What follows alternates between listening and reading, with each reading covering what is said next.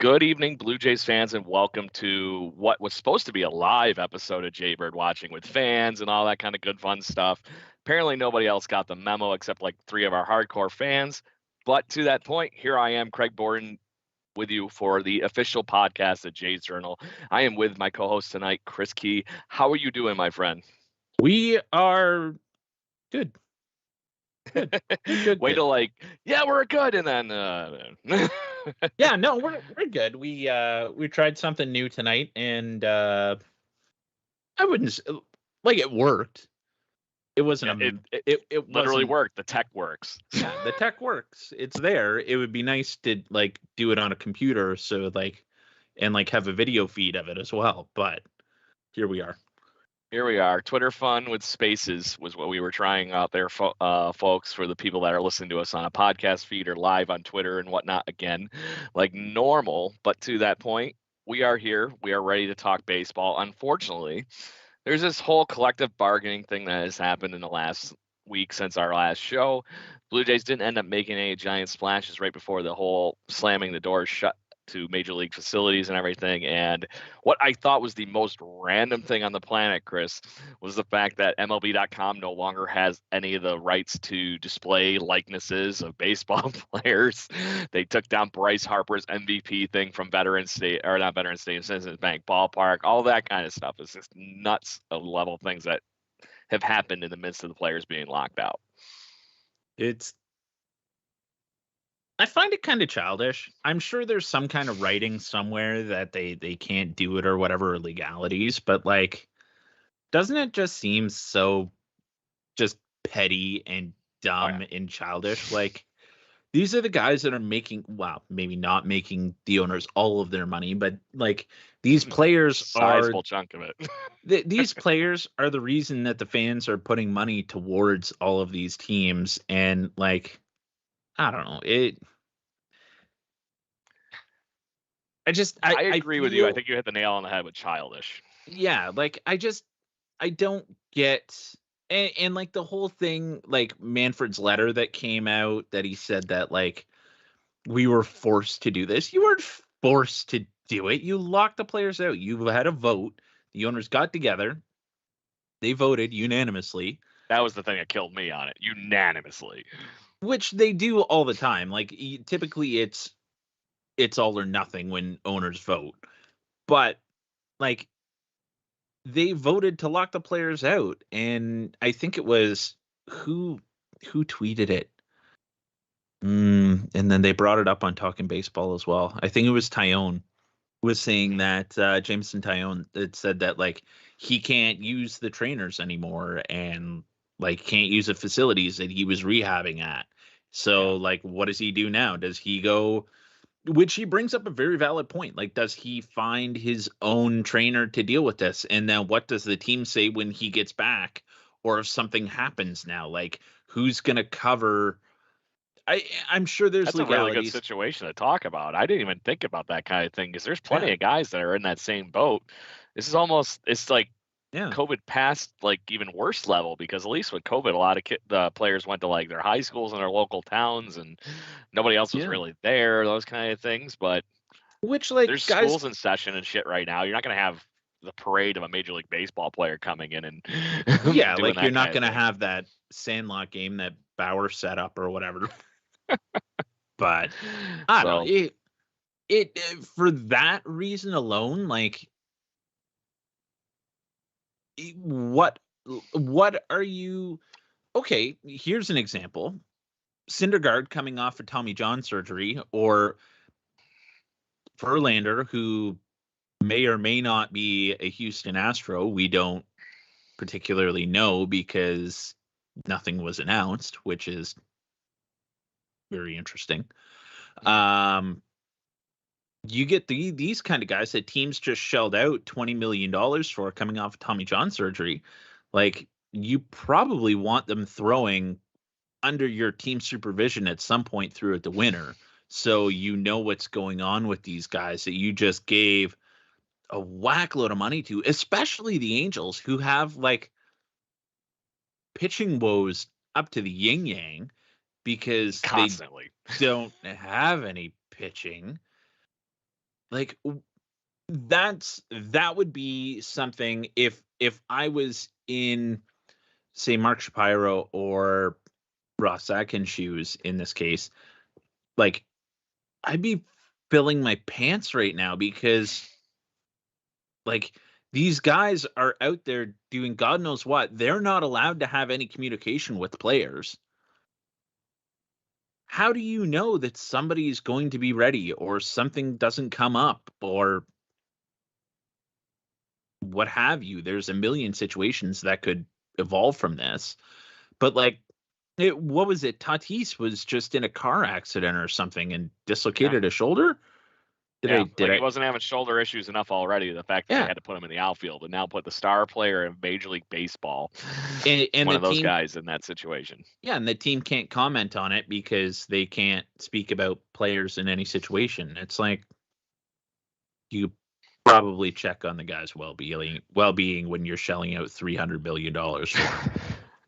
Well, and then that brings up another fun thing. It's like, okay, well, Major League Baseball players, when they're not locked out, regardless of the fact that they get good trainers and all that kind of stuff, they also, right now, you're talking about somebody like Tatis maybe not seeing the right doctor or Mm-hmm. Syndergaard not seeing the right doctor, Well, yeah, you know, exactly.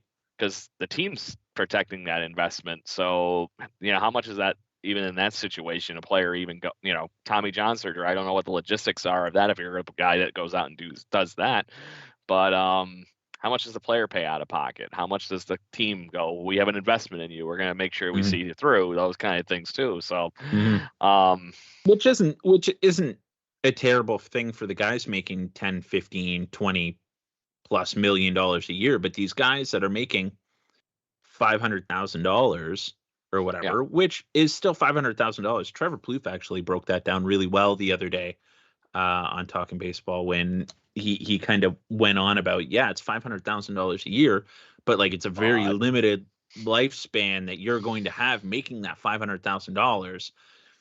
Plus, it's a very luxurious lifestyle to be living in that you're tipping clubbies and you're doing the dinner thing and you're trying to find a house for or housing for 6 months of the year in one place, and then you're trying to find housing in Florida or Arizona for 2 months, and like yeah, the list goes on and on and on.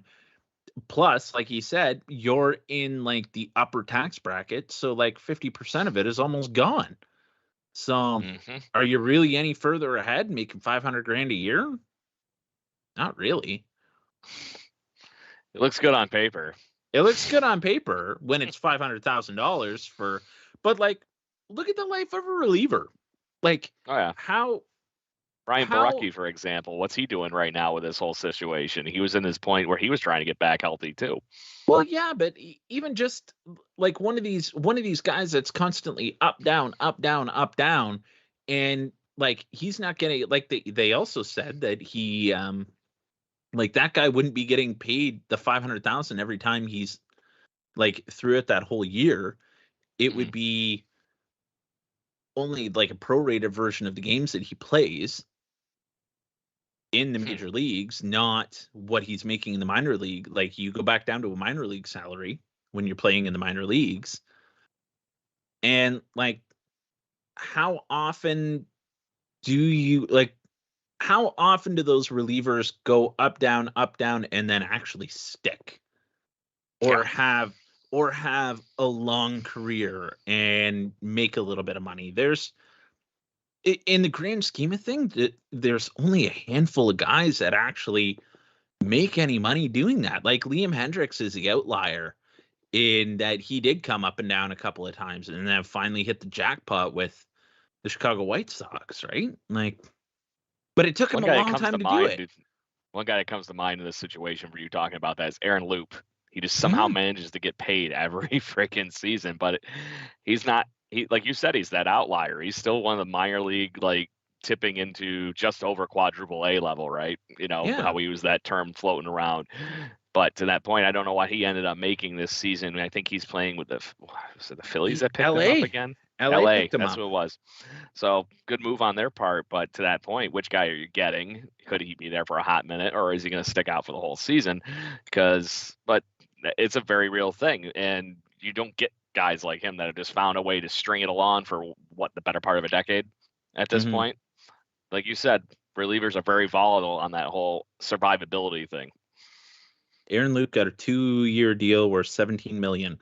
But like Aaron Loup But that's is, his first big contract too, yeah. because he was. And like Aaron Loup is, I feel like he had a bad rap Mhm. through his time in Toronto. And like he was Gibby's boy too, right? Like Gibby just loved to roll him out. And like used in the right situations, Aaron Loup was actually a pretty good option out of that bullpen. Like if you use him as a true loogie, Mhm. like he Oh, he's perfect. can give you some value, but everybody's playing the matchup now. And like I feel like Aaron Loup at the time with those big Orioles lineups, like the rules were a little bit different. So he could come in and get that, like he could come in, get Chris Davis, and then you would have to bring in Sanchez or Osuna to deal with Adam Jones, Big Trumbo, company. Cruz, and whoever else was there, right-handed bat, Machado, right? Like they had some pretty good thunder on those teams, but like if you could use Aaron Loup in that one instance to get a Chris Davis, to get a Ryan Howard, or somebody like that, right? Like Yeah. that's where his value lies. Now that the rules are a little bit different, it's great that he's still hanging around. I'm amazed he survived that, because there was a point there where most people were like, "Oh well, his career is over with," right? He was that good for a while, and then I want to say Mhm. 2017, he was Mhm. bouncing back for an injury, and I even saw him here in Rochester pitching for the Bisons, and I was like, "Well, Mhm. that's not going to happen again," and here he is. So Yeah. I'm all happy for him, but I Mhm. agree with you on the fact that that whole money thing, obviously, in this whole CBA thing going on, the players know that the owners are rolling around in it, regardless of what the hell Mhm. happened in COVID. And that honestly is probably the biggest sticking point with the players right now, is they actually went out of their way to help the owners to make sure that they could get back to playing baseball games without fans in the stands. Mhm. And there was all that negotiated money for deferring contracts and all this Mhm. and that and everything. And in the midst of that, now they did all that helping back then just to get things back and going. And they're sitting here going, well, what the shit, right? Yeah. Yeah, exactly. Which So I think the way the owners are going to look at that are, well, that was that deal and this is this deal, right? Like they're that's fine, but I can see why they're butthurt after doing that and wanting to make sure they get everything that they're supposed to be getting during this negotiation. 100%. Oh, and I know I sound like I'm just running on the owner's side quite a bit, which I'm really not. I'm really not. Um, but like in my mind, though, at the same time, like it takes two to tango. Like, and in the whole COVID negotiations and all of that BS, like both sides were banging the drum all over the place, and this is what this side is doing, this is what that side's doing. Hey, oh, Rob Manfred's so terrible, and oh, the players just they don't want to play. And it's like, I love how you slipped that Manfred thing in there, just about in the right angle there. Yeah, Ron Manfred's hell, and we'll go on to the next well, thing. yeah, like Was it Passon that said that? Somebody brought it up on Twitter the other day that he was naming him was the right guy for the job, and then somebody retweeted it like the other day from when he got hired, and is like, "You sure with this?" yeah, So yeah, that's how I'm thinking right now. it's And then you throw not, this two different baseball crap in it, yeah, and yeah, that's a whole other thing. But I it's a whole nother I orange would, sphere. yeah, I wouldn't, I don't envy Rob Manfred and what he has to do, because like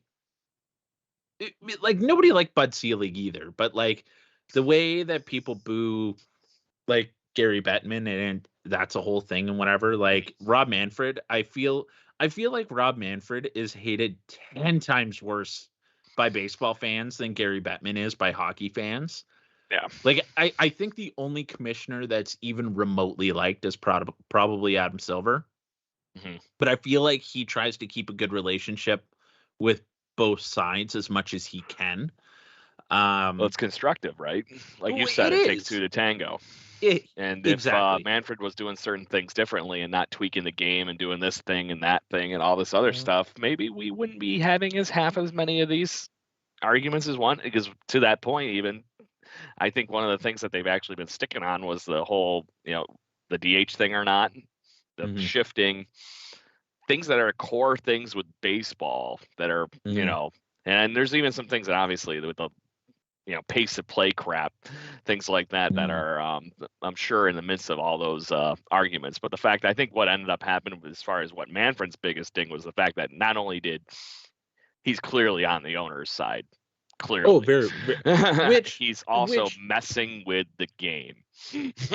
Yeah, like and he's as far as fans, he's supposed to be on the owner's side, but maybe not. So like he's supposed to act in the owner's best interest, but he's also supposed to act in baseball's best interest.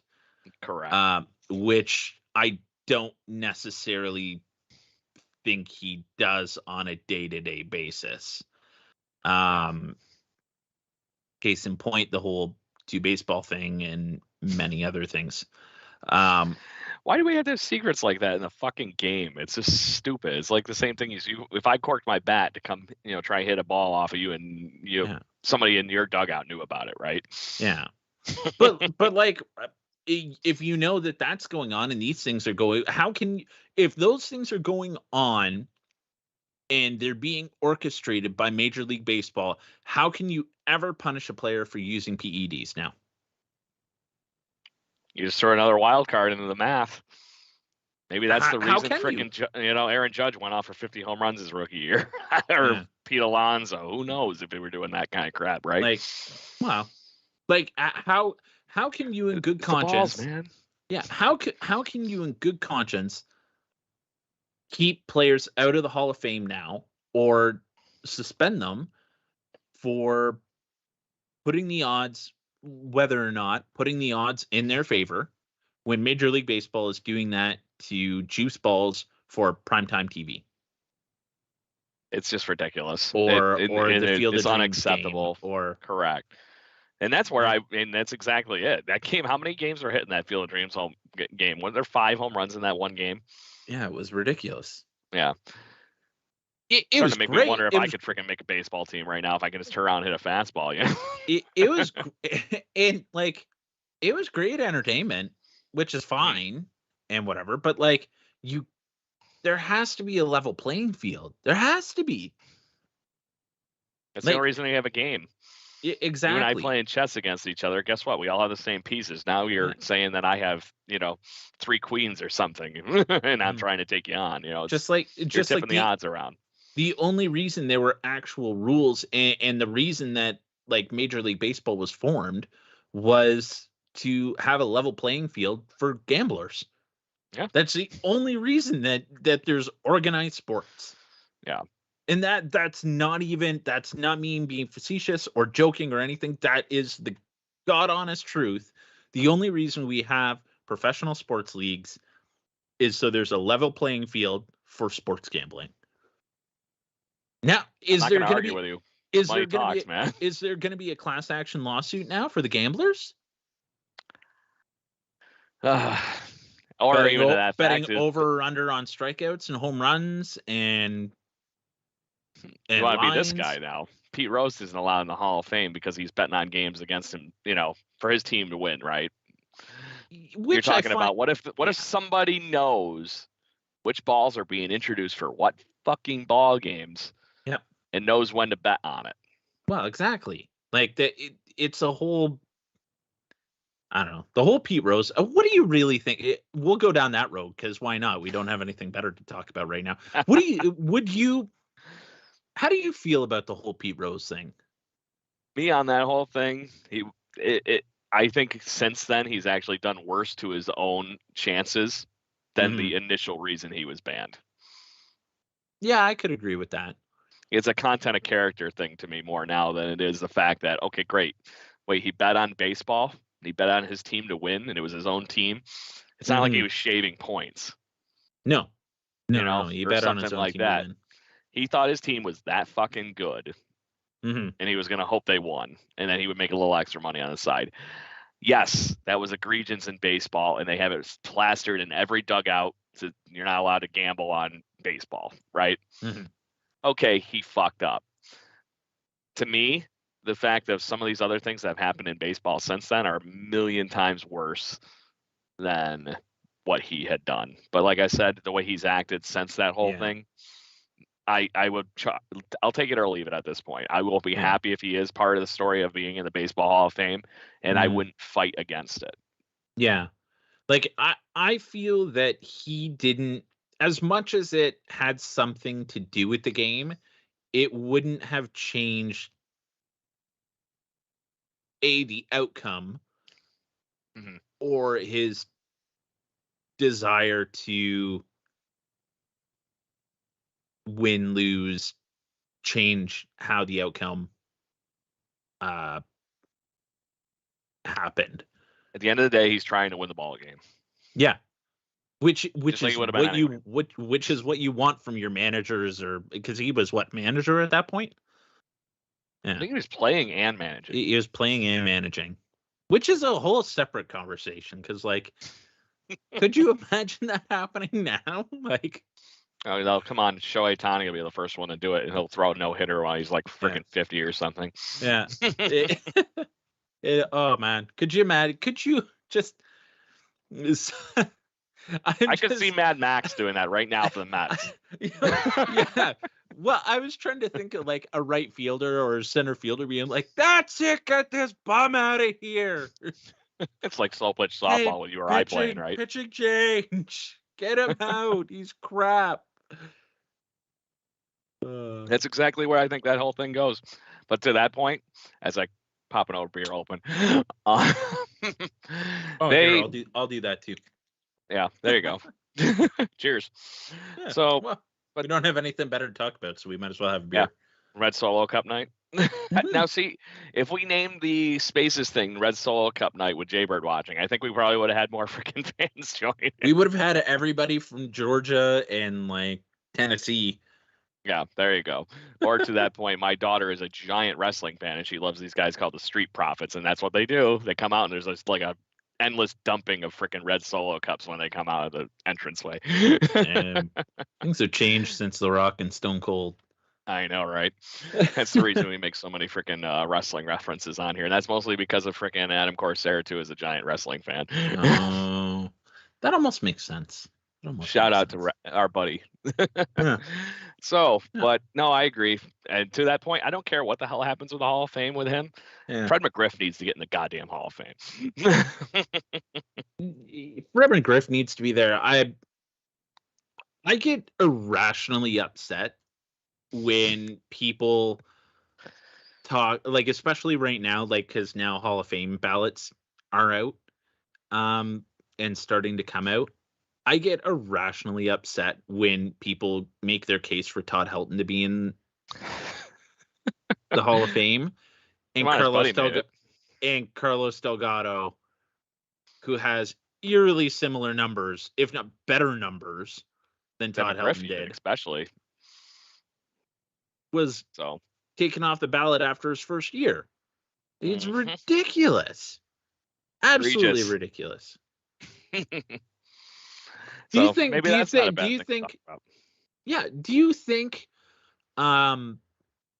eventually Delgado will get in, or do you think that because a good chunk of his time was with the Blue Jays that he'll?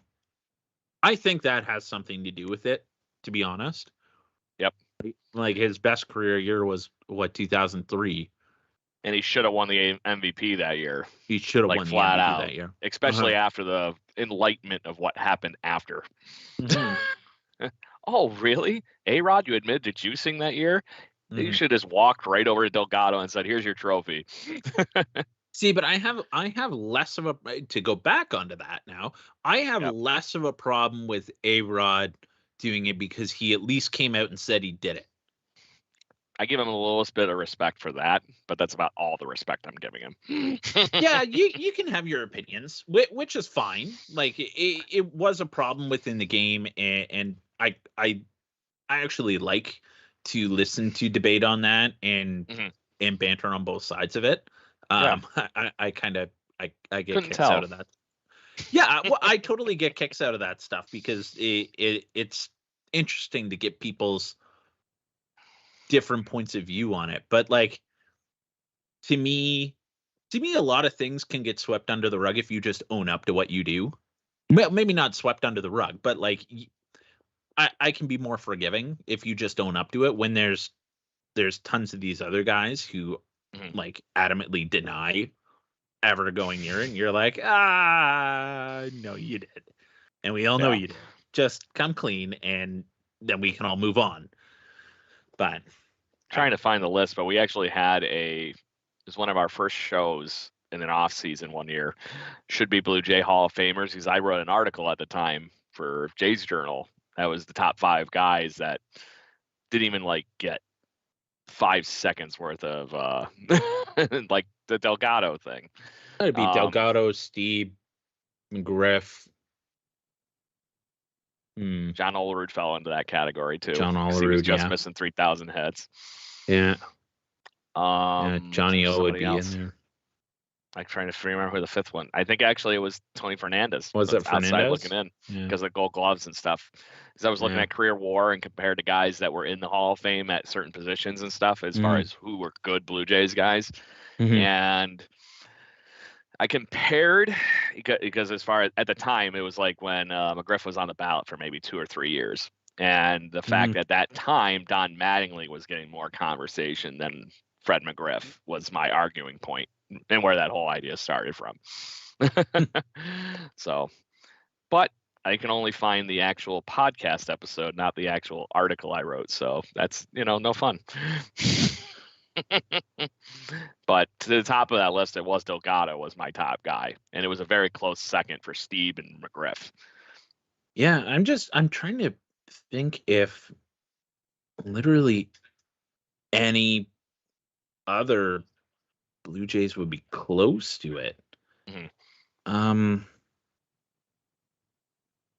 But this year is going to be an interesting ballot. It will. With all the big can you guys pull? on it. Can you pull one up? Maybe we'll just do our yay or nay. Well, just our quick 2022 Hall of Fame ballot. Give us about 6.5 seconds here, and yeah, just give us about 6.5 seconds here to pull this stuff up, and then we'll. So, as far as carryovers, it is your major 3 steroid guys still. Curt Schilling, Barry Bonds, Roger Clemens. I'm sorry to say, but I was never even thinking that Sammy Sosa was a Hall of Famer. This is his last ballot. Who else? Manny Ramirez is on his 6th season. That one surprises me. Honestly, one of the ones I'm actually surprised hasn't gotten more weight on it is Gary Sheffield. I think you think it's those few years that he won a World Series with the Marlins that's killing him. Yeah, when you say Gary Sheffield, I don't think Hall of Fame. Yeah, I think just really ridiculously good player, but then I unfortunately remember the Harold Baines effect. And that automatically puts Gary Sheffield in for me. Yeah. And I think that's actually the same point of where what you had mentioned earlier, it gives some people some weight on Todd Helton. In his generation, in his division, even in the National League, he was one of the best hitters in baseball. Yeah. See, like I said, to that point, I think he's just on the outside looking in, to your point. Yeah, but then what do I know? I don't get a vote. Yeah, I don't know if I get 10 if I put or vote for 10 guys. Yeah, looking at this ballot, I'm looking at, sorry to say, I watching Curt Schilling pitch, just I don't know, as much as I don't want to put him in for some of his character flaws, I can't not put him in. I don't think that whole thing in 2004 with the Red Sox was just uplifting nonsense. So I'm surprised Billy Wagner hasn't gotten more consideration. Yeah. And then on this year's ballot, It's so hard I for a can't put Alex reliever to get in, Rodriguez though. in. I can't put Alex Rodriguez in first ballot with what's happened with all the other people. Same thing, unfortunately, with David Ortiz. Do you think Ortiz gets in? There's a lot of debate around him, which I don't think there should be. I think he gets in just because of the fact that he is a great guy. And he's been good for the game of baseball, where you can make the argument that regardless of how good Alex Rodriguez is, he's hurt the game just as much as he's helped it. So no, that's a good way to put it. No, I like that. Yeah. Honestly, the things that kill me though is like, do you put Tim Lincecum in? No. I didn't think so, but to that point, he's a first-year ballot. I would love to be able to put Prince Fielder in, but it's just not enough. Even though he's one of the most feared hitters at that time. Same with Ryan Howard. Who this guy voted for Ryan Howard? Yeah, somebody voted for Ryan Howard, and my guess is he is a Philadelphia beat writer guy. He also voted for Bobby Abreu, which I probably wouldn't vote for. Another Philly though. Yeah. I would. Okay, here's how my ballot would go. It would go Bonds, Clemens. Andrew Jones is right on the cusp for me. I'll come back to him if I have too many. I would do Andrew Jones. Yeah, as I say, you were going to be short, I think, already. Anyway, what you're talking about. Yeah, David Ortiz. I would do Manny. I would do A-Rod. I would probably do Sosa. Is very hard for me. Yeah. Because like he has home runs, but that's kind of it. And that's kind of why I don't see him. It's like the same reason as to me as why Mark McGwire isn't in the Hall of Fame. Mark McGwire is one of the most prolific home run hitters of all time and a baseball icon. But when you are so one-dimensional, he couldn't play defense either. It's just, And then Billy Wagner. It's so hard for relievers to get in. Yeah, because there's some other really, really good relievers on this, and I can't tell you that they're Hall of Famers. Yeah. I loved watching Joe Nathan pitch. But to that point, I can't put him in the Hall of Fame. And then his teammate, Justin Morneau, he is easily one of the best Twins to ever wear the uniform, but he's not probably going to make a baseball Hall of Fame. But he's part of that story for the Twins, especially all those years that they were really, really damn good. So Carl Crawford was too close of a flash in the pan kind of candidate with me, because once he left the Rays, he wasn't the same player. He didn't have the legs underneath him. Tim Lincecum peaked really, really quickly and was nuts, and then tapered off too quickly. I'm kind of in that ballpark with you, and I'm if I vote for Barry Bonds, I have to vote for Roger Clemens. To me, it's the same argument, unfortunately, because they were both probably Hall of Famers possibly juicing or whatever, what happened. And the fact that they just saw other people doing it and were like, "Fuck you, I'm the best of the game. I'm taking that shit." You know what I mean? Those are your two best pitchers, your best pitcher and your best hitter for the better part of like 15-year span there. And I have to vote for the two of them if I end up voting for one or the other one. Yeah. As much as I love Omar Vizquel, I can't put him in because it's just all glove. And he's kind of come out to be a real piece of shit. I'm not going to worry about that part right now. Like I said, I can't put him in anyway based on the Gold Gloves. Manny Ramirez, I think, ends up being in that same Barry Bonds comment there. And going through the rest of this, I can't let A-Rod go on his first ballot just because those other guys I was just saying didn't. David Ortiz, I would probably maybe leave off this year too, but I would also be worried that he would actually fall off the ballot if enough people didn't vote for him, because it's so split. So I probably end up voting for him, and that's probably what I would have on my ballot. Billy Wagner and Jonathan Papelbon are kind of the same guys, so I'd probably end up voting for both of them too. Do you think, and there's a lot of debate on Roland as well, do you think Roland ever gets in? I think if he does, it's not through the regular ballot. Yeah. I think it'll be that same situation of what we were talking about with the Veterans Committee. It will have to vote in like Delgado and McGriff now. Mm-hmm. And Yeah, I they'll don't have think to. that committee ever in a million years lets those two not go in the Hall of Fame. And I think I think, Rollins in that same kind of yeah, ballpark.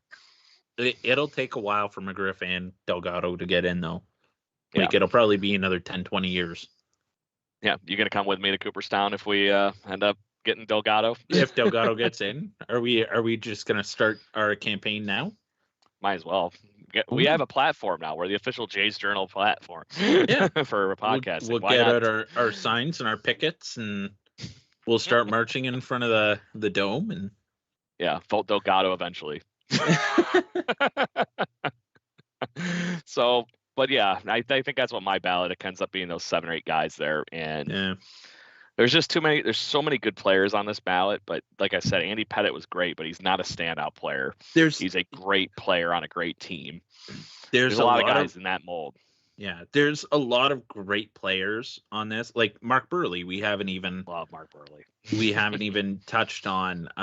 Tim Hudson was really good. Torrey Hunter was really good too. Jeff Kent was really good as well, albeit once again kind of known to be an asshole, but like Jeff Kent is one of the better second basemen to play baseball, especially in the decade that he played in. Like, so there's some really good ball players on here. Even Mark Teixeira, like, and like you brought up Sheffield already. Jimmy Rollins, like these are all really good ball players. Is an MVP. These are all really good ball players, but they're like, there's only a select few that meet Hall of Fame standards, I think, and I think we basically touched on them. I think our ballots would be fairly similar. Yep. And like I said, I just think Clemens and Bonds at this point, this is their last ballot. Same thing with Schilling. Schilling just missed it last year anyway. I think he was 6 votes shy or something like that. Mm-hmm. Barry Bonds has a 162.7 career WAR. Is there anybody even touching that? Like, if Shohei does what he does, like this year for the next like 15, if he does that even at those 2 positions, he's well enough for the next 10 years. He does that. You would think. What did he have for WAR this year? Right? 10 something, yeah. So like, but he would still need to have 10 more seasons for like 15 more years to surpass Bonds. Yeah. It doesn't show on here who the Veterans Committee ballot would be this year. That would be too cool if they did that. Wasn't they it had the already... Golden Era Baseball Committee, and then they had the Early Baseball Committee. Yeah. There's nice to see Mayman Uso get it. Yeah, there was one already in, isn't there? I don't know. I'd have to look. That's the one that I voted Harold Baines in. Mm-hmm. So, yeah, not sure. I had to look further into that, but yeah, no, it's very interesting. And these are the kind of things that where our baseball season's going here. If we keep getting locked out, that we get to talk infinite shows on the Baseball Hall of Fame. And I've had the pleasure of going. If you get a chance to go and you're even a above average baseball fan, not a nut like we are, that we actually, podcast about the shit in a lockout. It's always fun. It's good. My wife even really enjoyed herself, and she just kind of tolerates my baseballisms. So, and she got a picture with a Philly fanatic, so she was very happy. There you go. Even if you're on the north side of the border and you're listening, you get a chance to go over to St. Mary's and go to the Canadian Baseball Hall of Fame. Go and see Scott.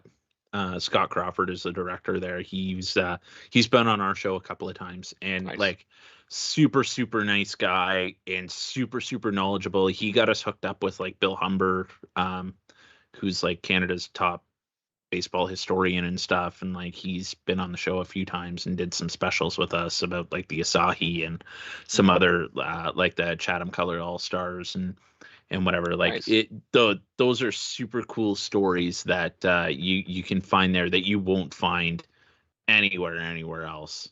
So yeah, go do that. Although when you're bored this winter without any baseball. Go there and like downer there, right? Go learn something. The last time I was in town around Cooperstown. I was like, okay, well, I gotta go, right? Wife, kids, everybody went, and they were actually inducting the Simpsons baseball softball episode into the Hall of Fame. What? They had it playing for everybody on like a loop in the front. It was hilarious. It was good fun. But that's the kind of stuff you get at that. It's not just you're not just going to go see old gloves from Babe Ruth and Mickey Mantle and the old World Series rings from the 92-93 World Series and stuff like that. But you're going to see a lot of fun. Yeah. Well, and like what a lot of people don't understand about it though is as well, it's like it's not just like the MLB Hall of Fame. It's like it's the National Baseball Hall of Fame. It's anything and everything to do with baseball. So still in my bucket list. What you were talking about, those stories I knew about those stories from learning things from the Baseball Hall of Fame too. So and obviously my guilty association with Canadian baseball, being a Blue Jay fan here out of Rochester, New York. But still one of my bucket list. I have to get down to Cooperstown. Anytime you want to go. It's a great little town to go visit, man. I'll happily meet anybody there. I've been trying to get Brendan to go for about 2 years now. I'm like, when are we going to just rent like a freaking campsite and drink our asses off and hang around the Hall of Fame with our picket signs for Carlos Delgado? There you go. But to that point, I went it's downstairs. I forgot I moved everything. I went the week before Ray Halladay got inducted. Because him not being there and everything like that, I just kind of couldn't handle it. So, but they had a great exhibit on Ray Halladay when he was going into the Hall of Fame, and it's still there right now. So they just moved it, obviously not from the, they always reserve a special spot for the new inductees, and then they take a lot of that stuff and move it to the next room over, kind of thing. So it's really, really cool though that they have that kind of stuff. And there's some really, really weird, odd Blue Jay memorabilia that they have in the Baseball Hall of Fame. That's all I'm going to say. Interesting. Well, there you go. Cool. So, before we get to that point, before we get too long, I don't think we have to drag tonight out any further than we have to. You're the master of the games. You had to stump Craig time or whatever, right? You're the master of the games, and I thought maybe we would try one out. So the way this one's gonna go, there's a possible 20 points that you could get here. I'm gonna give pen and paper ready. No. You shouldn't need that. So I'm gonna give you. You're gonna try to guess 4 players, and I'm gonna roll down the clues, and whichever clue you get this player on, that's the amount of points you get. That's how many points I get. Yeah, so if you get it on the first one, you get 5 points. The second one, you get 4, and et cetera, et cetera. Just to put it that way and be this dick guy, my default answer is going to be Minoru Kawasaki.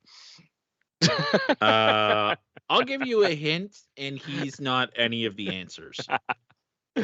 Just had to be that fun. Yeah. All right, so let's get into the first one. So he started his career in 1992. Okay. He played. Okay. Yeah, go ahead. Trying to think rookies from 92. Yeah, you need another? Yeah, I'll need another one already. Okay.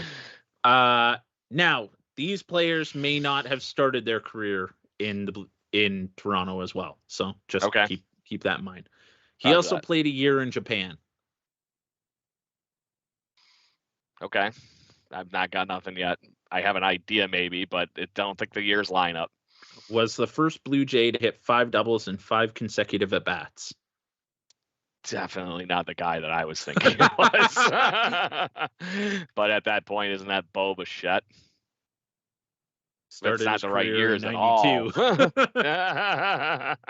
going to say, but no, that was games that Bichette did, right? Yeah. It's not Cecil Fielder, is it? No.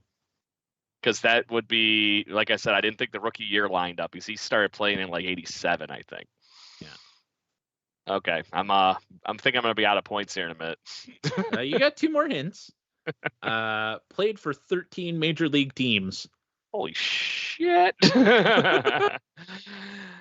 13 Major League Baseball teams, started in 1992, and obviously he's a hitter because he had that many doubles to start off his career. No, well, it was just he was the first Blue Jay to hit 5 doubles in 5 consecutive at bats. Oh, okay. Yeah, didn't start his career. Okay.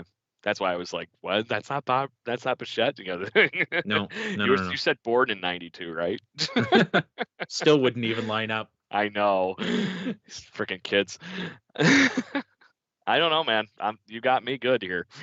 And as the last to a member of the Canadian Baseball Hall of Fame.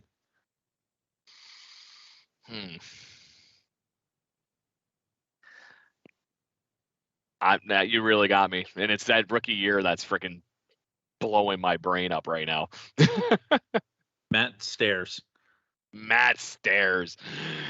Fucking A. I loved watching Matt Stairs too, but that was just an obscure name that I was not going to get any points on it. What was his tenure with the Blue Jays? 3 solid seasons of being that guy that's just first off the bench. First off the bench to crack a home run and crack a beer. Beer league home run hitter, Matt Stairs. Yeah. All right, we'll go for number 2 then. So, was the Toronto Blue Jays first round pick? Okay. Was the first Blue Jay to have a 30-30 season. And you say he was a Blue Jays first round pick, not just a first round pick? He was a Blue Jays first round pick. 30-30 guy, Blue Jays first round pick. Because the sad thing is my brain went automatically to Jose Cruz. Right with the 30-30. And like I said, he was a first round pick, but he wasn't drafted by the Blue Jays. Mm-hmm. Shit. Think you got me again. I need another one. Same timeline. Was an all-star in 1999. 99. Oh, was it Vernon Wells? No. Won a Gold Glove and a Silver Slugger in that same year. Oh, Aaron Hill. Nope. No. Was traded for Raul Mondesi, among others. Who the fuck did we send to the Dodgers? Remember, he was an all-star in 99. All-star in 99, sent to the Dodgers for Raul Mondesi. First round draft pick. I think you got me again, dude. I'm not kidding. Sean Green. Sean Green. I couldn't remember who the big name was in that trade. That was the thing that was killing me.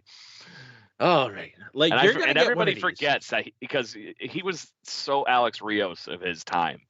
Everybody knew he was going to be the next big thing in baseball, but every Blue Jay fan bitched about him not ever doing what he thought he was going to do. Yeah. I loved Sean Green. I loved watching Sean Green too. So all right, this one I think is in your wheelhouse. I suck at this. Okay. Maybe we'll do this with Brendan and maybe Adam and see if we can rack up some points. I think this is destined for Adam's return episode, just to blow his brain up before hi, welcome back. Take this test. This is what we're doing now. Was a 2-time Blue Jay All-Star and had 5 total All-Star appearances. 2-time All-Star and had 5 total. So he was he was times as a Blue Jay. 2-time Blue Jay All-Star, 5 times total in his career. Okay, give me another one. Was an AL ERA champion. Okay, so that gives me a pitcher ballpark. I would hope so. Don't come on. It's was it Mike McCoy used to freaking randomly pitch games for us? 5-time All-Star, 2 times with the Blue Jays. Why do I want to? No, it can't be a reliever because I wouldn't have got enough innings to win an ERA title. I think I need the next one. Was also a World Series champion. 2 times with the Blue. Jack Morris? No. No? David Cohn then? No. Appeared in relief in a World Series game. Oh shit! Is it Jimmy Key? Jimmy Key! I should know that one off the top of my damn head too. I love Jimmy Key. I thought that one would be in your wheelhouse. Well, you went so obscure with those other fucking ones. I had to go. I was like really going like in the back of my brain, like really far back, and I should have been thinking more in the front. Apparently, I'm I'm fearing what's going to happen next week because I feel like you're going to expose me for the fraud of a Blue Jays fan that I am.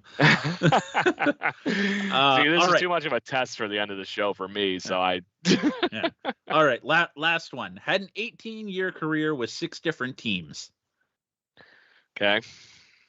Had 2 different stints with the Blue Jays. The only guy that probably has had that long of a career and had 2 different stints. You didn't say 3. No. So it wasn't Tony Fernandez. No. 2 different stints, 18-year career. There's only so many Blue Jays that have had 2 different stints. And I just said another one of them in David Cone. But I don't think he pitched for 18 seasons. Okay, I need one more. Never went on the injured list in his career. And actually never had any surgeries in the offseason either.